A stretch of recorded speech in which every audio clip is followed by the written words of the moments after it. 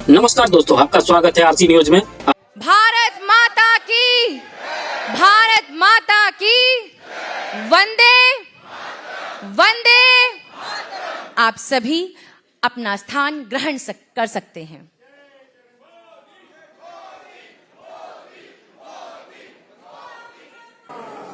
अब हम सादर आमंत्रित करते हैं हमारे माननीय राजदूत श्री विनय कुमार जी को कि वह यहाँ पर पधार कर हमारे आदरणीय माननीय यशस्वी प्रधानमंत्री श्री नरेंद्र मोदी जी को संबोधन के लिए आमंत्रित करें। धन्यवाद। भारतीय समाज बहुत बहुत हार्दिक अभिनंदन कर रहा है आपको। प्रधानमंत्री जी, 9 साल के बाद भारतीय समुदाय मॉस्को में आपको पाकर बहुत ही भाव विह्वल है और आपके आशीर्वचन का अपेक्षित है। आदरणीय प्रधानमंत्री जी, मैं आपसे विनम्र आग्रह करता हूं कि आप अपने आशीर्वचन से भारतीय समाज को कृतार्थ करें। धन्यवाद।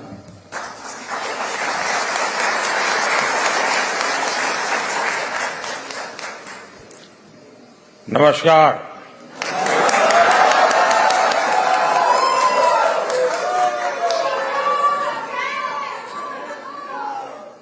प्रियत मस्क्वा,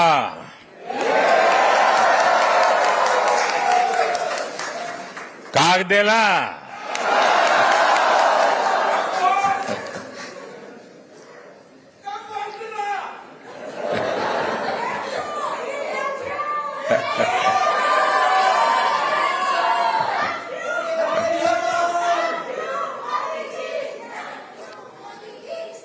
आपका ये प्रेम, आपका ये स्नेह, आपने यहां आने के लिए समय निकाला, मैं आपका बहुत बहुत आभारी हूं। मैं अकेला नहीं आया हूं, मैं मेरे साथ बहुत कुछ लेकर के आया हूं।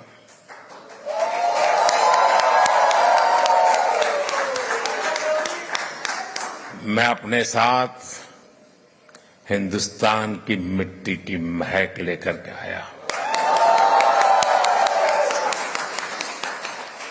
मैं अपने साथ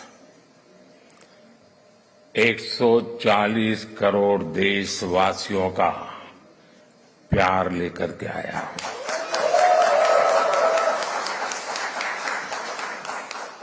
उनकी शुभकामनाएं आपके लिए लेकर के आया हूं। और ये बहुत सुखद है कि तीसरी बार सरकार में आने के बाद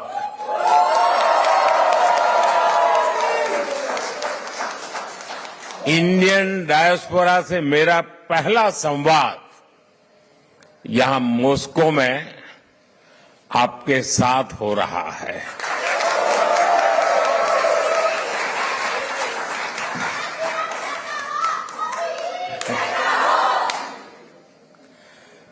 वैसे साथियों,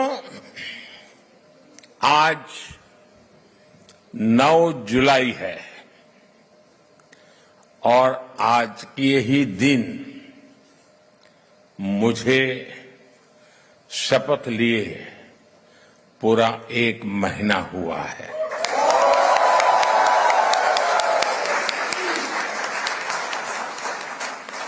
आज से ठीक 1 महीने पहले 9 जून को मैंने तीसरी बार भारत के पीएम पद की शपथ ली थी और उसी दिन मैंने एक प्रण किया था। मैंने प्रण किया था कि अपने तीसरे टर्म में मैं 3 गुनी ताकत से काम करूंगा।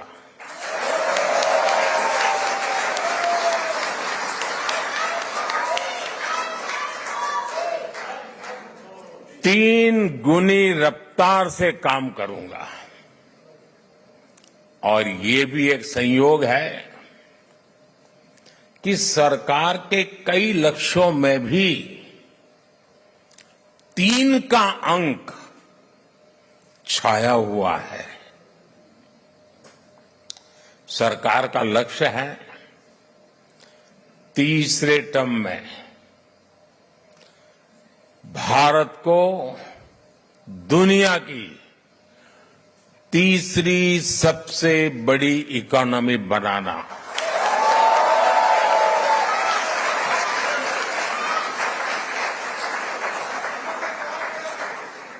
सरकार का लक्ष्य है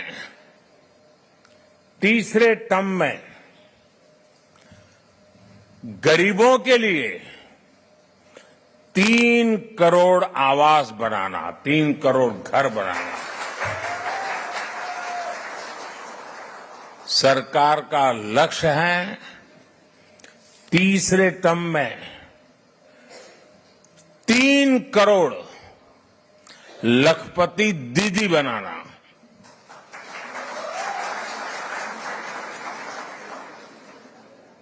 शायद आपके लिए ये शब्द भी नया होगा। भारत में जो विमेन सेल्फ हेल्प ग्रुप चल रहे हैं गांव में, हम उनको इतना एम्पावर करना चाहते हैं, उतना स्किल डेवलपमेंट करना चाहते हैं,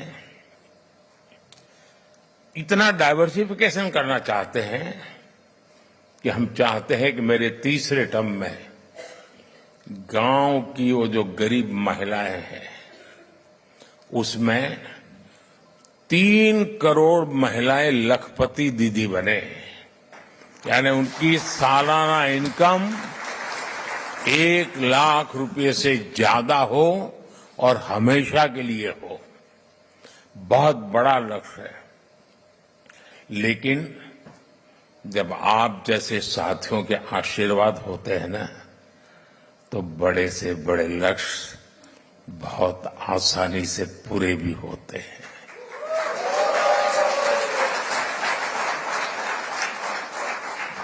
और आप सब जानते हैं, आज का भारत जो लक्ष्य ठान लेता है वो पूरा करके ही रहता है।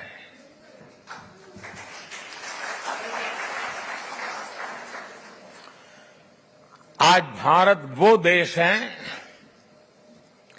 जो चंद्रयान को चंद्रमा पर वहां पहुंचाता है जहां दुनिया का कोई देश नहीं पहुंच सका।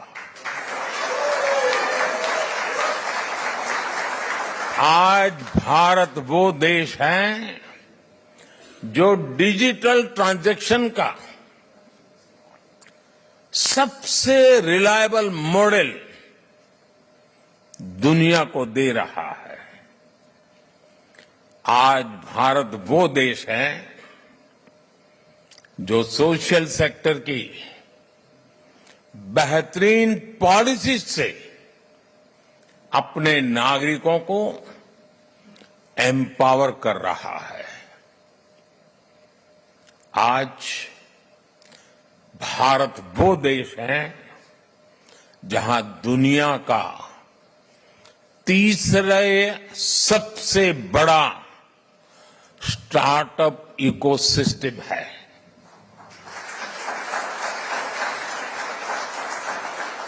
मैं जब 2014 में पहली बार आप लोगों ने मुझे देश की सेवा करने का मौका दिया, तब कुछ सैकड़ों में स्टार्टअप हुआ करते थे। आज लाखों में है।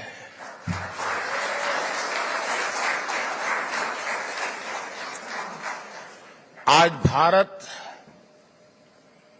वो देश है जो रिकॉर्ड संख्या में पेटेंट फाइल कर रहा है, रिसर्च पेपर पब्लिश कर रहा है।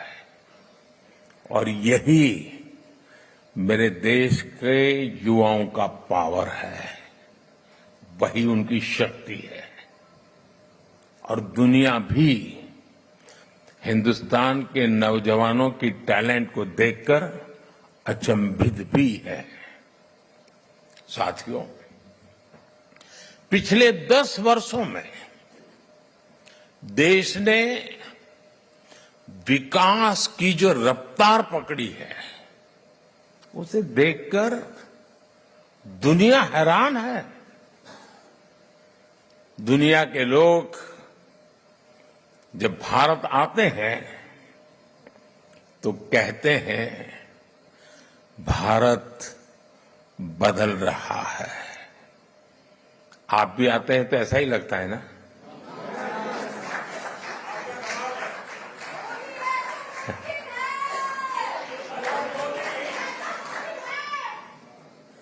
वो ऐसा क्या देख रहे हैं? वो देख रहे हैं कि भारत का कायाकल्प, भारत का नवनिर्माण वो साफ साफ देख पा रहे हैं। जब भारत G20 जैसे सफल आयोजन करता है, तब दुनिया एक स्वर से बोल उठती है, अरे भारत तो बदल रहा है। जब भारत सिर्फ 10 वर्षों में अपने एयरपोर्ट्स की संख्या को बढ़ाकर 2 गुना कर देता है, तो दुनिया कहती है वाकई भारत बदल रहा है। जब भारत सिर्फ 10 साल में 40,000 किलोमीटर से ज्यादा, यह आंकड़ा याद रखना, 40,000 किलोमीटर से ज्यादा रेल लाइन का इलेक्ट्रिफिकेशन कर देता है,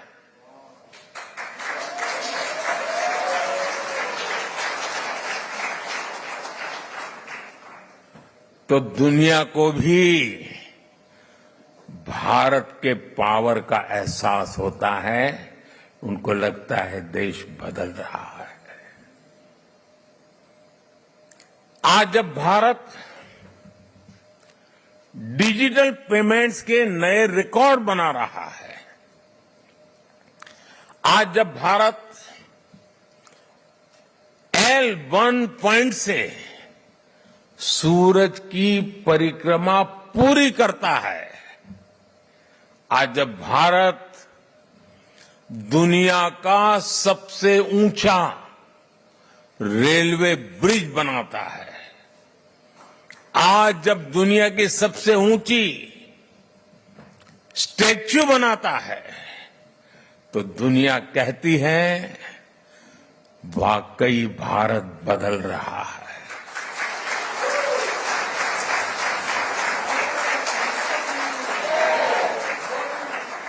और भारत कैसे बदल रहा है?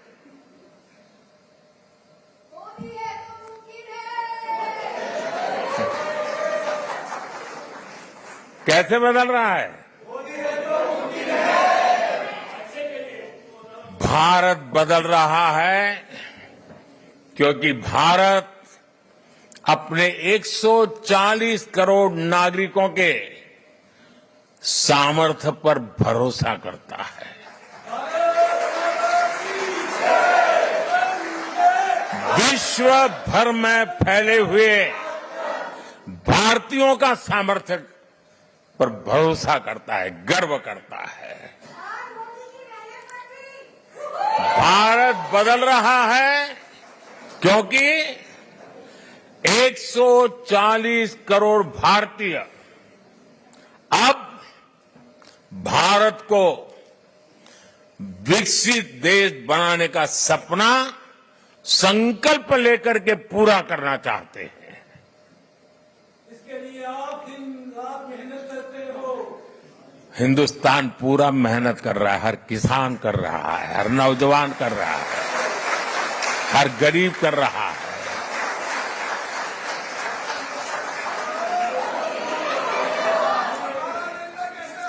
आज दुनिया के अलग हिस्सों में जो मेरे भारतीय भाई बहन रहते हैं, आप सभी भारतीय अपनी मातृभूमि की उपलब्धियों पर सीना तान करके, सर ऊंचा कर करके गर्व करते हैं।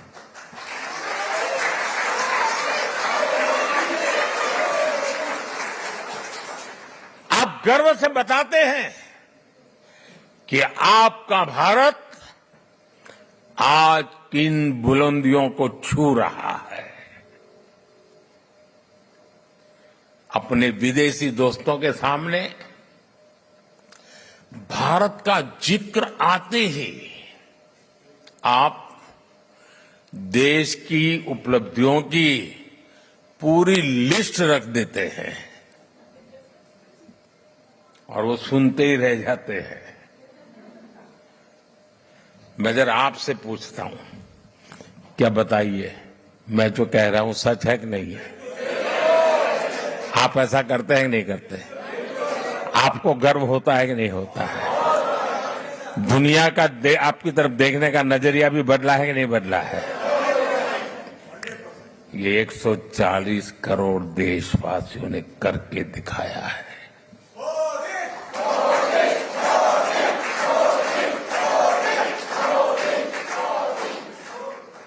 आज 140 करोड़ भारतीय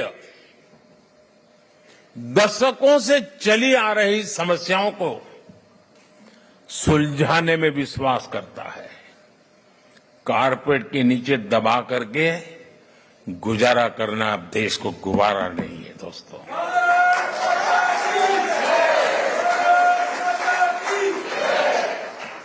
आज 140 करोड़ भारतीय हर क्षेत्र में सबसे आगे निकलने की तैयारी में जुटे रहते हैं।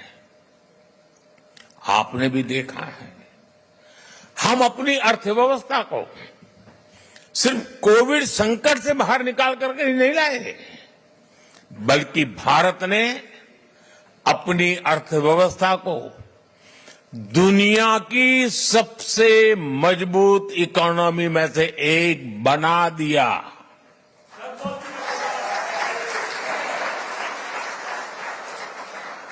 हम अपने इंफ्रास्ट्रक्चर की कमियां दूर तो कर ही रहे हैं, बल्कि हम ग्लोबल स्टैंडर्ड के माइलस्टोन क्रिएट कर रहे हैं। हम सिर्फ अपनी स्वास्थ्य सेवाएं सुधार रहे ऐसा नहीं, बल्कि देश के हर गरीब को मुफ्त इलाज की सुविधा भी दे रहे हैं और दुनिया की सबसे बड़ी हेल्थ एश्योरेंस स्कीम चलाते हैं। आयुष्मान भारत ये दुनिया की सबसे बड़ी स्कीम है। ये सब कैसे हो रहा है दोस्तों? इसे कौन कर रहा है? मैं फिर कहता हूं, 140 करोड़ देशवासी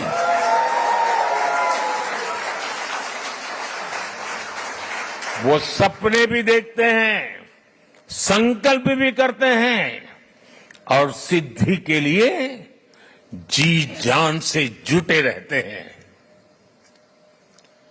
यह हमारे नागरिकों की मेहनत, लगन और निष्ठा से संभव हो रहा है।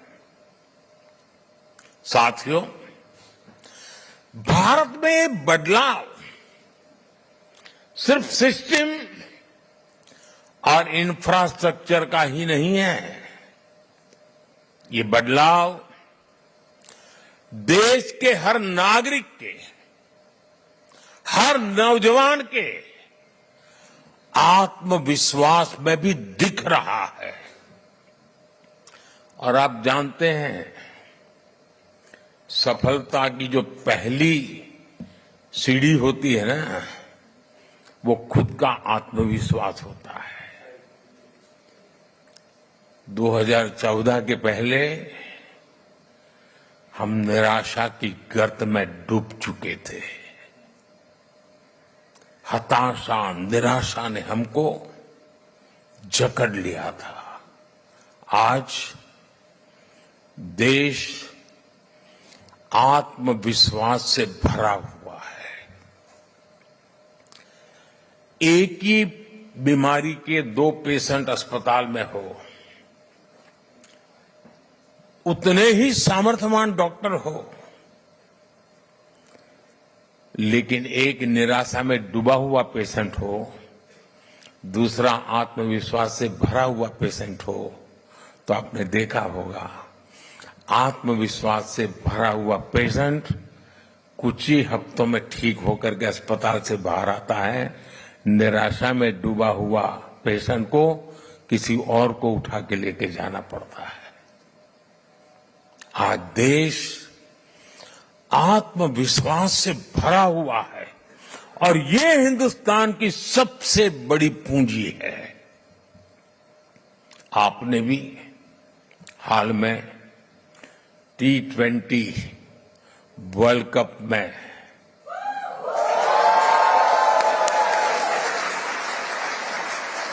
और मुझे पक्का विश्वास है यहां भी आपने उस विक्ट्री को सेलिब्रेट किया ही होगा। किया था कि नहीं किया था? गर्व हो रहा था कि नहीं हो रहा था? वर्ल्ड कप को जीतने की असली स्टोरी जीत की यात्रा भी है। आज का युवा और आज का युवा भारत आखिरी बॉल और आखिरी पल तक हार नहीं मानता है।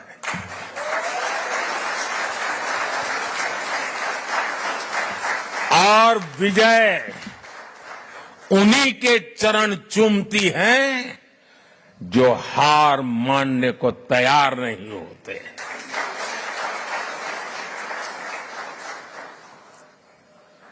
ये भावना सिर्फ क्रिकेट तक सीमित नहीं है, बल्कि दूसरे खेलों में भी दिख रही है।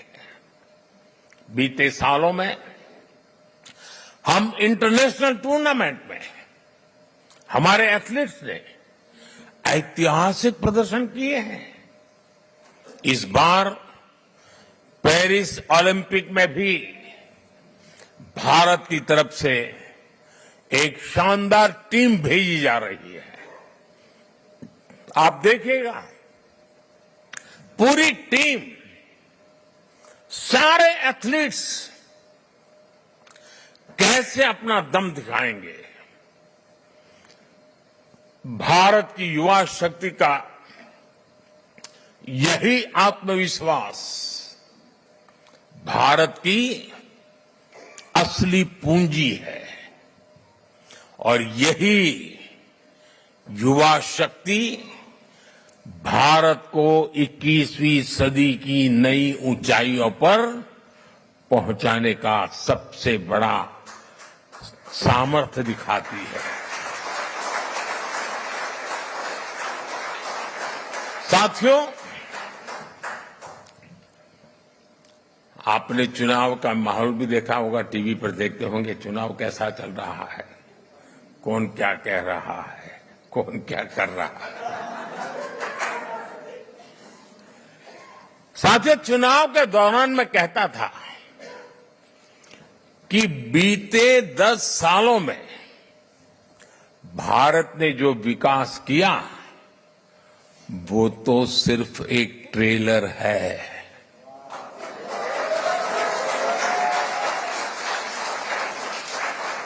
आने वाले 10 साल और भी फास्ट ग्रोथ के होने वाले हैं।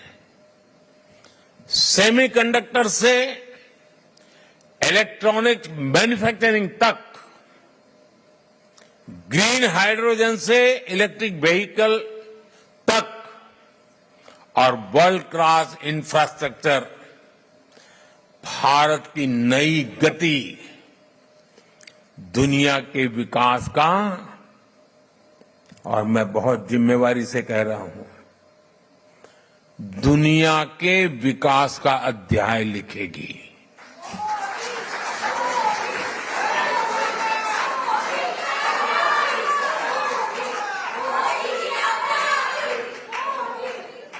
आज ग्लोबल इकोनॉमी की ग्रोथ में 15% भारत कंट्रीब्यूट कर रही है। आने वाले समय में इसका और ज्यादा विस्तार होना तय है। ग्लोबल पॉवर्टी से लेकर क्लाइमेट चेंज तक हर चैलेंज को चैलेंज करने में भारत सबसे आगे रहेगा। और मेरे तो डीएनए में है चुनौती को चुनौती देना।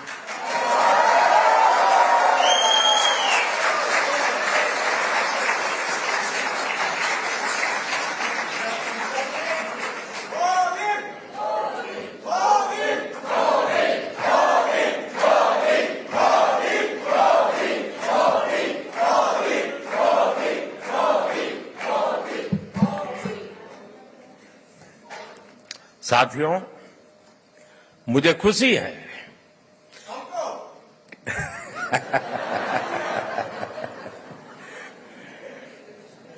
बस यही प्यार जो है ना दोस्तों,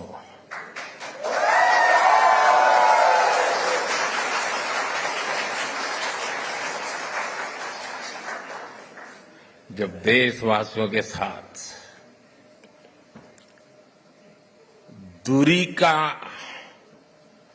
अवकाश ही न हो,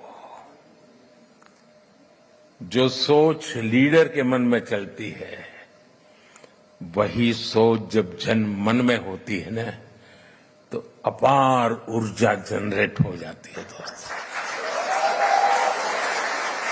और यही मैं देख रहा हूं यहां पर।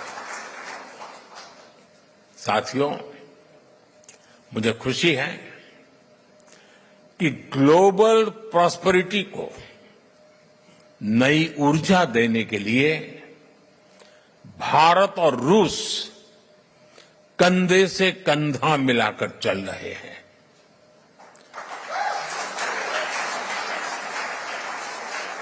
यहां मौजूद आप सभी लोग भारत और रूस के संबंधों को और नई ऊंचाई दे रहे हैं। आपने अपनी मेहनत से, अपनी ईमानदारी से रूस के समाज में अपना योगदान दिया है।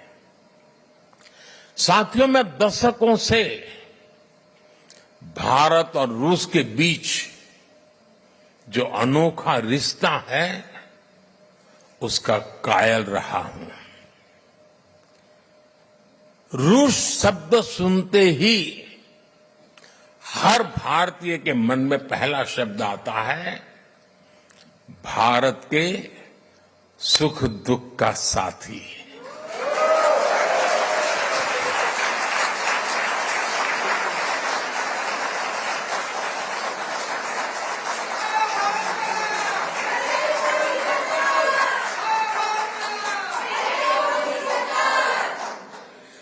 भारत का भरोसेमंद दोस्त,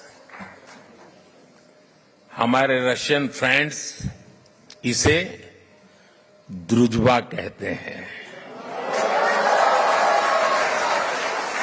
और हम हिंदी में इसे दोस्ती कहते हैं। रूस में सर्दी के मौसम में टेम्परेचर कितना ही माइनस में नीचे क्यों न चला जाए, भारत रूस की दोस्ती हमेशा प्लस में रही है, गर्मजोशी भरी रही है।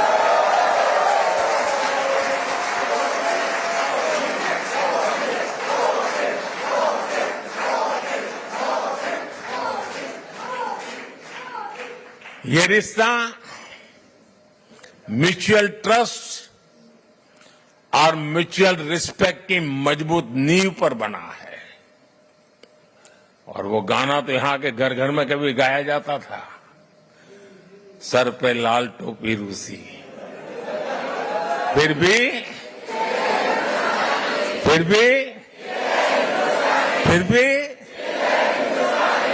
ये गीत भले ही पुराना हो गया हो, लेकिन सेंटिमेंट्स एवरग्रीन है।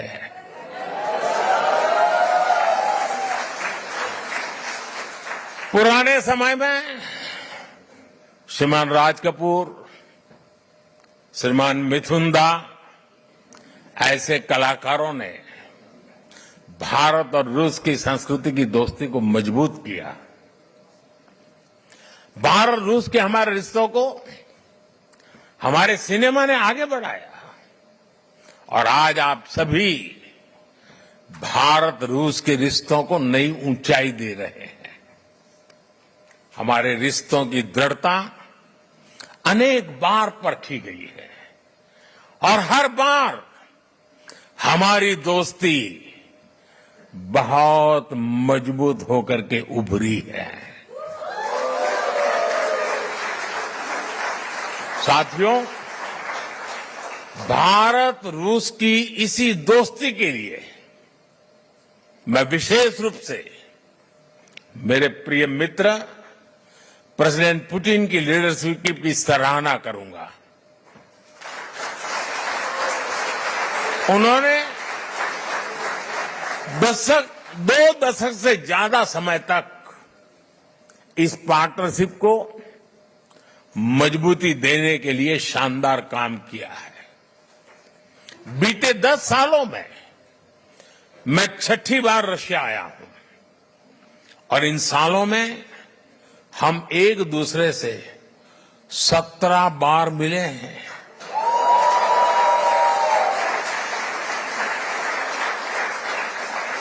ये सारी मीटिंग ट्रस्ट और रिस्पेक्ट को बढ़ाने वाली रही है। जब हमारे स्टूडेंट्स संघर्ष के बीच फंसे थे तो प्रेसिडेंट पुतिन ने उन्हें वापस भारत पहुंचाने में हमारी मदद की थी।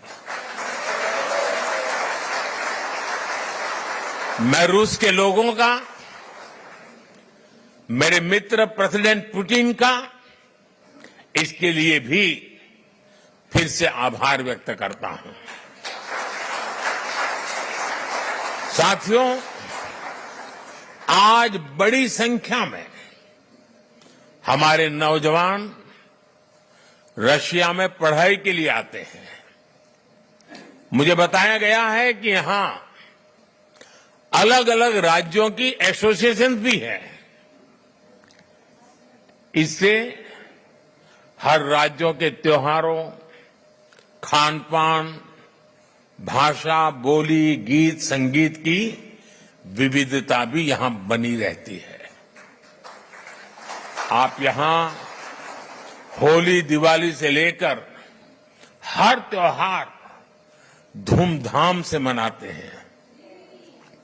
भारत के स्वतंत्रता दिवस को भी यहां उत्साह और उमंग से मनाया जाता है और मैं आशा करूंगा इस बार 15 अगस्त तो और शानदार होनी चाहिए।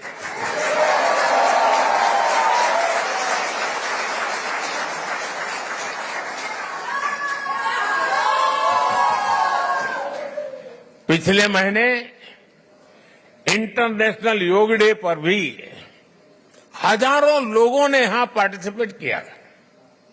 मुझे एक और बात देखकर और भी अच्छा लगता है, यहां जो हमारे रशियन दोस्त हैं वो भी इन त्योहारों को मनाने के लिए उतने ही जोश से आपके साथ शामिल होते हैं।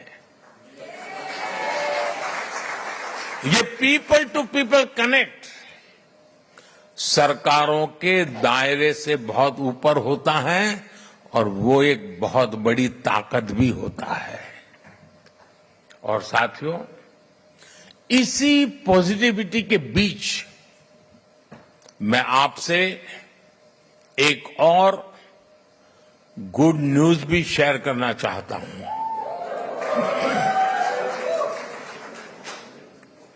आप सोचते होंगे कौन से गुड न्यूज आए। कजान और युकातेरिनबुर्ग में 2 नए काउंसलेट खोलने का निर्णय लिया गया।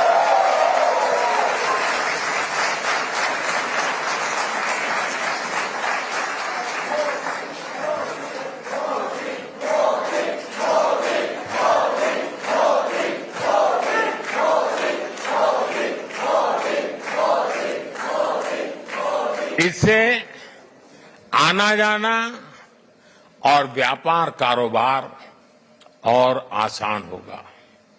साथियों, हमारे संबंधों का एक प्रतीक अस्त्राखान का इंडिया हाउस भी है। 17वीं शताब्दी में गुजरात के व्यापारी वहां बसे थे। जब मैं गुजरात का नया नया मुख्यमंत्री बना था तब मैं वहां गया था। 2 साल पहले नॉर्थ साउथ ट्रांसपोर्ट कॉरिडोर से पहला कॉमर्शियल कंसाइनमेंट भी यहां पहुंचा। ये कॉरिडोर मुंबई और अस्त्राखान की पोर्ट सिटी को आपस में जोड़ता है। अब हम Chennai, Vladivostok eastern maritime corridor पर भी काम कर रहे हैं। हम दोनों देश Ganga Volga dialogue of civilisation से एक दूसरे को रीडिस्कवर कर रहे हैं। फ्रेंड्स, 2015 में जब मैं यहां आया था तब मैंने कहा था कि 21वीं सदी भारत की होगी।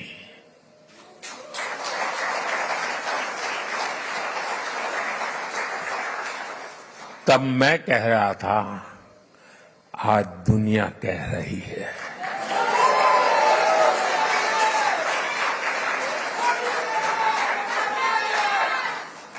दुनिया के सभी एक्सपर्ट्स, उनके बीच में इस विषय में अब कोई विवाद नहीं रहा है। सब कहते हैं 21वीं सदी भारत की सदी है। आज विश्व बंधु के रूप में भारत दुनिया को नया भरोसा दे रहा है। भारत की ग्रोइंग कैपेबिलिटीज ने पूरी दुनिया को स्टेबिलिटी और प्रॉस्पेरिटी की उम्मीद दी है। New emerging multipolar world order में भारत को एक मजबूत पिलर के रूप में देखा जा रहा है। जब भारत पीस, डायलॉग और डिप्लोमेसी की बात कहता है तो पूरी दुनिया सुनती है। जब भी दुनिया पर संकट आता है तो भारत सबसे पहले पहुंचने वाला देश बनता है और भारत दुनिया की उम्मीदों को पूरा करने के लिए कोई कसर नहीं छोड़ेगा। लंबे समय तक दुनिया ने एक इन्फ्लुएंस ओरिएंटेड ग्लोबल ऑर्डर देखा है। आज की दुनिया को इन्फ्लुएंस की नहीं, कॉन्फ्लुएंस की जरूरत है। ये संदेश समागमों और संगमों को पूजने वाले भारत से बेहतर भला कौन समझ सकता है, कौन दे सकता है। साथियों, आप सभी रूस में भारत के ब्रांड एम्बेसडर्स हैं। जो यहां मिशन में बैठते हैं ना, वो राजदूत है, और जो मिशन के बाहर है ना, वो राष्ट्रदूत है।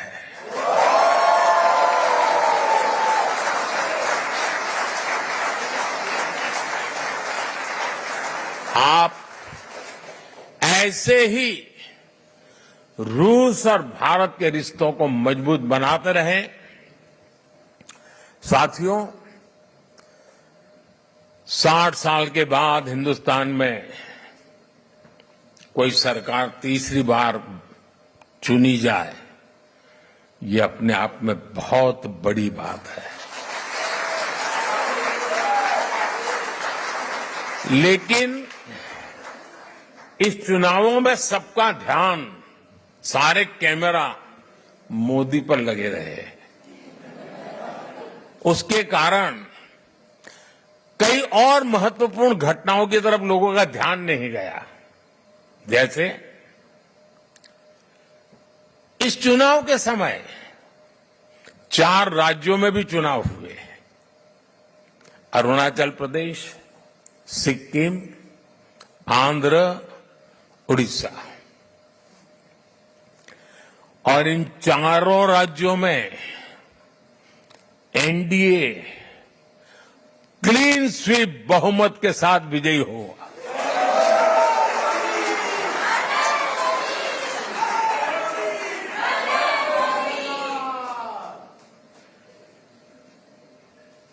और अभी तो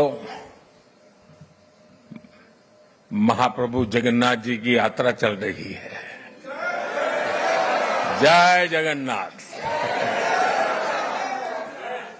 उड़ीसा ने तो बहुत बड़ा रिवॉल्यूशन किया है, और इसलिए मैं भी आज आपके बीच में उड़िया स्कार्फ पहन के आया हूं।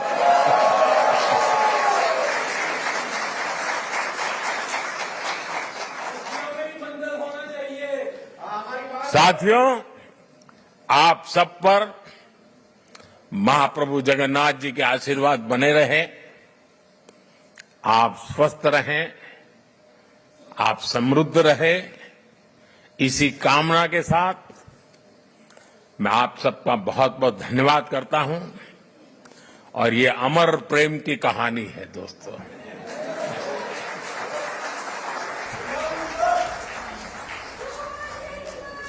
ये दिनों दिन बढ़ती रहेगी, सपनों को संकल्प में बदलती रहेगी, और हमारे कठोर परिश्रम से हर संकल्प सिद्धि को पार करके रहेगा। इसी विश्वास के साथ मैं फिर एक बार आपका हृदय से बहुत बहुत आभार व्यक्त करता हूं। मेरे साथ बोलिए, भारत माता की, भारत माता की, भारत माता की। वंदे वंदे वंदे मातरम, वंदे मातरम, वंदे मातरम, वंदे मातरम, वंदे। मातरम। बहुत बहुत धन्यवाद। आपका बहुत बहुत धन्यवाद दोस्तों, हमारे YouTube चैनल आरसी न्यूज को देखने के लिए। आप ऐसे ही बड़ी खबरों को देखने के लिए हमारे चैनल को सब्सक्राइब और लाइक कर सकते हैं।